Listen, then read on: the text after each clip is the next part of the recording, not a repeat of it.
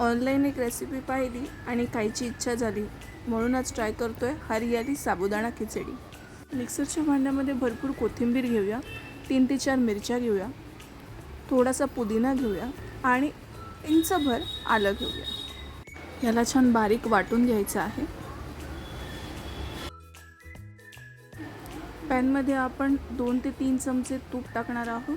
तूप थोडंसं गरम झालं की त्याच्यामध्ये जिऱ्याची फोडणी देणार आहोत. खरं पाहता गरम गरम साबुदाणा खिचडी ही सगळ्यांच्याच आवडीचा विषय असतो, नाही का? मग त्यात थोडासा बदल करून पाहण्यात काय हरकत आहे. आता आपण ह्याच्यामध्ये मगाशी जी पेस्ट केली होती ती टाकूया आणि ती छान परतून घेऊया. त्यातला कच्चेपणा जो आहे तो कमी झाला पाहिजे, इतकंच त्याच्या मागचं कारण आहे. अगदी 1-2 मिनटं परतून घ्यायची आहे.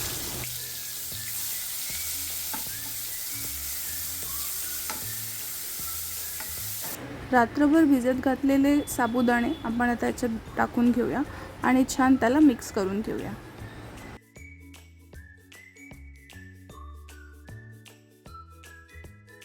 मिश्रण छान सगळ्या साबुदाण्यांमध्ये लागल्यानंतर आपण याच्यामध्ये उकडलेला बटाटा टाकतो आहोत.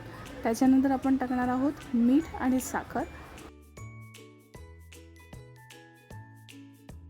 आता ह्याला छान एकदा मिक्स करून घ्यायचं आहे आणि त्याच्यावर झाकण ठेवून साबुदाणे शिजेपर्यंत खिचडी होऊ द्यायची आहे.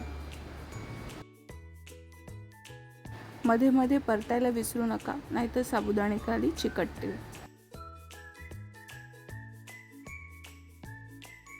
एकदा साबुदाणा शिजला की आपण त्याच्यामध्ये टाकतो आहोत शेंगदाण्याचं कूट.